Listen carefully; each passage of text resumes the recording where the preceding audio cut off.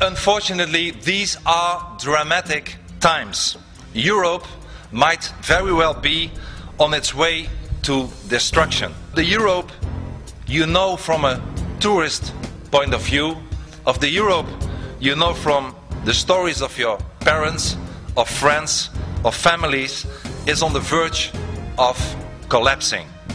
We are now witnessing profound changes that will forever alter Europe's destiny and might send our continent in what Ronald Reagan once called 1,000 years of darkness. The takeover of Europe is part of the global fight of Islam for world domination.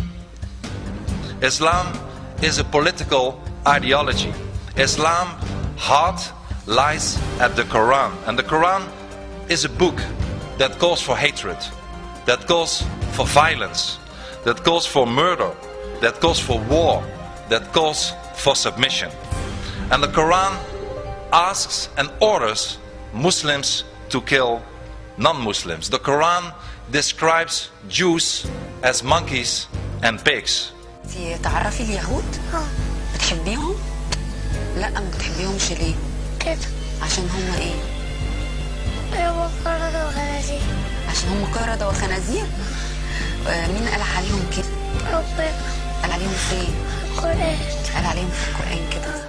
The Quran is Allah's personal word, which leaves no room at all for interpretation. Therefore, ladies and gentlemen, there is no such thing as a moderate Islam. Sure, there are moderate Muslims, but there is no moderate Islam. Muhammad was a warlord, and in establishing Islam, he preached violence. He preached the slaughter of non-Muslims. He took part in 78 battles and slaughtered the Jewish tribe of Banu Qurayza. And Muhammad said, and I quote, "I have been ordered by Allah to fight against people until they testify that there is no God but Allah and Muhammad is his messenger." The purest joy in Islam is to kill and to be killed. And ladies and gentlemen, Muhammad's behavior and the Quran inspire until today jihadists from all over the world to slaughter innocent people, like in Washington, in New York, in Madrid, in London, in Amsterdam and in Mumbai. The truth is that Islam has always attempted to conquer Europe, and it has done so for centuries. The Christian city of Constantinople fell, as we all know, in the 15th century. And now, in the 21st century, Islam is trying again. This time, not with armies, but through the application of Al-Hijra, the Islamic doctrine of migration. This doctrine, Al-Hijra, is based on the example of Muhammad, who, as you know, migrated from Mecca to Medina. And the Libyan leader, Muhammad al-Gaddafi, said, and I quote him, "We have today 50 million Muslims in Europe. There are signs that Allah will grant them victory in Europe without swords, without guns, without conquest. Those 50 million Muslims of Europe will turn Europe into a Muslim continent within a few decades." For the first time in world history, there are dozens of millions of Muslims living far outside the Dar al-Islam, the Islamic world, and that poses an enormous threat to us in the West. Ladies and gentlemen, the Al-Hijra may be the end of the Western civilization as we know it. My country is in the process of becoming Hollandistan, as Europe, as Badior stated correctly, is becoming Eurabia. And let me give you a few examples. Only 12% of the German Muslims see themselves more Germans than Muslims. And churches all over Europe, churches are emptying out, whereas mosques are shooting up like mushrooms. Medieval phenomena as burqas, as honor killings, as female genital mutilation are becoming more and more prevalent. An hour before this footage was recorded, her father had tried to murder her. A month later, he succeeded. Banaz Mahmoud was just 20 years old. On New Year's Eve 2005, here in South Wimbledon, passers-by found Banaz running through the street, covered in blood and pleading for help. Banaz made her way to a cafe down here on the main road and the police were called. PC Angela Corns was the first officer in attendance. Now, PC Corns was unsympathetic when Banaz told her how she'd been plied with brandy and how her father had then tried to kill her. Instead, PC Corns wrote in her notebook that Banaz was being melodramatic. Banaz Mahmoud was strangled in her own home, her body crammed into a large suitcase. It was then transported north to Birmingham and buried in a hole 5 feet deep in the back garden of this house. It was 3 months before her body was found. Sharia statements, Sharia testaments, Sharia mortgages, Sharia schools, Sharia banks, yes, even in the United Kingdom, Sharia courts and even Sharia Barbie dolls. We all have it in Europe today. And then I have not even mentioned that, for instance, in Denmark, in the capital of Denmark, Copenhagen, 70% of the crimes are committed by Muslims. Ladies and gentlemen, we let in the Trojan horse. And allow me to give you a few examples that is also happening not only in Europe but also in your country, in the United States. Muslim taxi drivers in Minneapolis airport have already refused more than 5,000 passengers because they were carrying alcohol. Muslim students are demanding separate camping housing. Muslim women are demanding separate hours in gyms and in swimming pools. Schools already here in the United States have been banning Halloween and Christmas celebrations. Schools are taking pork off their cafeteria menus to avoid Muslim students, to offend them. Ladies and gentlemen, please be aware that everything I mention is just the beginning. If things continue like this, you will have the same problems as we currently have in Europe. If we do not stop the Islamization, we will lose everything. We will lose our identity. We will lose our culture, our democratic constitutional state, our freedom, and indeed our civilization. And in Europe, we are already losing the right of free speech, the right to criticize Islam. Ladies and gentlemen, there is one Western country that has been forced to fight the forces of jihad for its values since the beginning, the very first day of its existence. And that is the state of Israel. I love Israel. However, in Europe, being pro-America and being pro-Israel makes you almost an endangered species. But Israel, ladies and gentlemen, is a beacon of light in an area, the Middle East, that is pitch black everywhere else. Israel is a Western democracy. Very important point I want to make for you. The so-called Middle East conflict is not about land at all. It is not a territorial conflict. It's a conflict about ideologies. It's a battle between Islam and freedom. It's not about some land in Gaza or Judea and Samaria. To Islam, the whole of Israel is occupied territory. They see Jerusalem and Haifa as settlements too. Islam forces Israel to fight. And Israel is not just fighting for itself. Israel is fighting for all of us. We all are Israel. Israel fights for the entire West. Just like those brave American soldiers who landed in Sicily in 1943 and stormed the Normandy beaches in 1944, young Israeli men and women are fighting today for our freedom, for our civilization. The elites that rule our societies, our so-called leaders, have converted to the sick ideology and the sick philosophy a long time ago that all cultures are equal. Government leaders, judges, even some churches, trade unions, university, the media, all of them are blinded by the political correctness and have chosen the side of Islam. Well, let me tell you, ladies and gentlemen, all cultures are not equal. Our culture that is based on Christianity, Judaism and humanism is far better than the Islamic culture.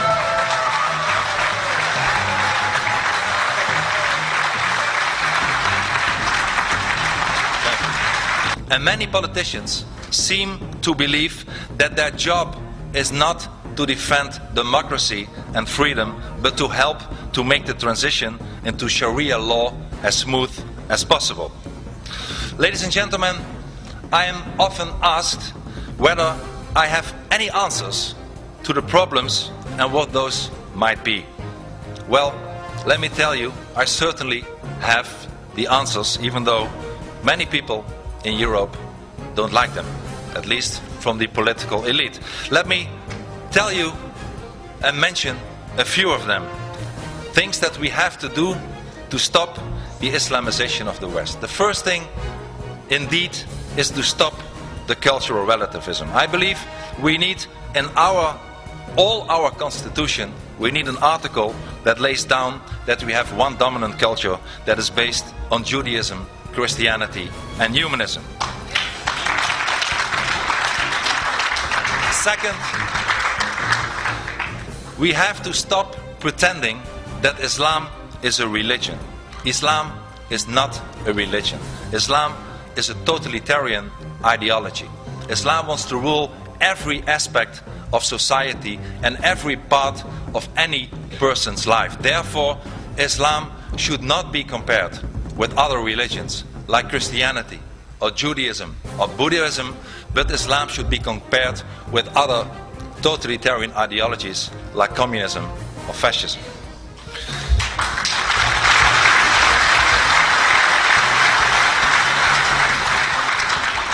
And if we would acknowledge the fact that Islam is not a religion but an ideology, it means also that the right to all these religious freedoms do not apply to Islam. Ladies and gentlemen, a very important thing to do, and I proposed it in the Dutch parliament many times, is to stop the mass immigration from Muslim countries.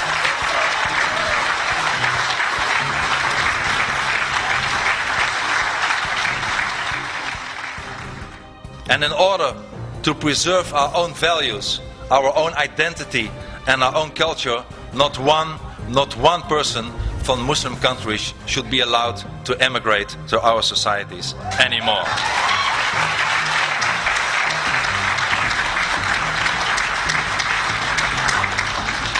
Let us also be tough on those people who do not want to integrate. For people who are already in our societies and are from Muslim and Islamic background, let me tell to them that if they adhere to our values, to our constitutions, that they are welcome to stay and they are equal as anybody else, since we have no hate to any person whatsoever. But as soon as they have an idea that they think about Sharia, that they think about jihad, that they commit criminal acts, we tell them, we expel them, we tell them, there is the door, you have to leave our society.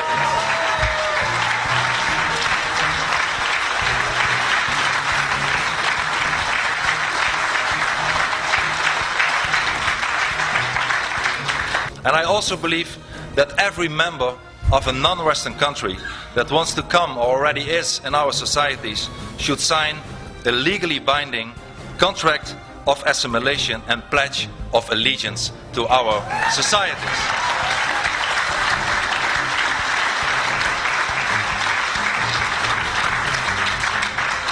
And ladies and gentlemen, we also have to stop the building of new mosques in our societies.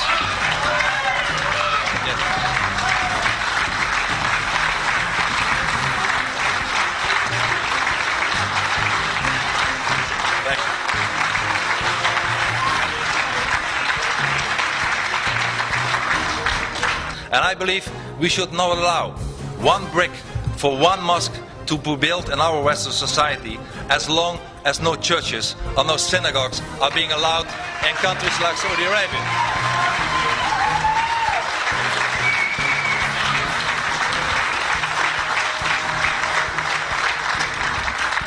And we also have to close down the worst institution in our societies, at least in Europe, the fascist institution of Islamic schools. Ladies and gentlemen, schools where young children who should assimilate and become full members of our society are being raised with an ideology of hate, with an ideology of terror. We should close down all the Islamic schools.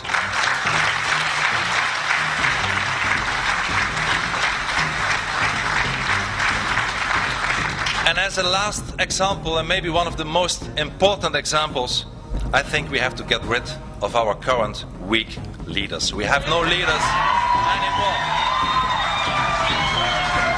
Thank you. In short, we have to go on the offensive and we have to start fighting back. We must no longer allow ourselves to remain seated in our armchairs and get trampled over. If they bombard us with Sharia law, we will bombard them back with our human rights. If they bombard us with our court cases, we will bombard them back with our court cases. We have, ladies and gentlemen, finally we have to start fighting back and show that millions of people all over the world are sick and tired of it all and refuse to take any more. We must make it clear that millions of freedom-loving people are saying enough is enough. Ladies and gentlemen, we all have to struggle, and indeed it is a struggle. After fitna has been screened for the first time last year, there were many threats to economical boycotts to my country, the Netherlands. The beautiful Dutch flag was burned all over the Middle East. Indeed, I am myself being prosecuted by my own government in my own country. While countries as France and Jordan are also considering to prosecute me. I have been barred on the kind invitation of my friend and colleague Lord Malcolm Pearson to enter the United Kingdom. I will never be allowed to enter the Republic of Indonesia anymore. The most radical imam in the Netherlands is also demanding huge compensation and suing me. A parliamentary bill currently in my own country, the Netherlands, is drafted with the aim of protecting Islam for criticism. And on top of all this, and it's not only about me, a lot of people who criticize Islam get a lot of threats. Al-Qaeda is determined to kill me. Finally, ladies and gentlemen, I have not forgotten those to whom we owe our liberties. Our liberties were bitterly fought for. American soldiers fought, bled and died.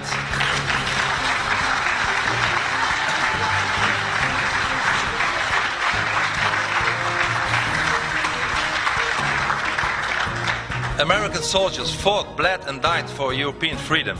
And ladies and gentlemen, American soldiers did not die for an Islamized Europe, they died for a free Europe.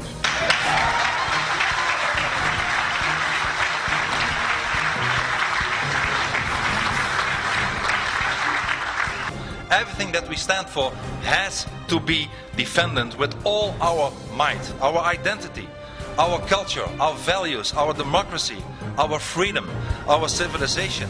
Ladies and gentlemen, we owe it to our children and their children.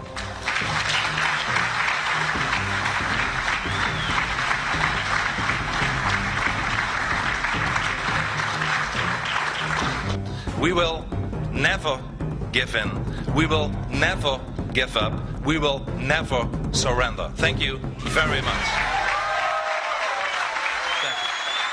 Thank you.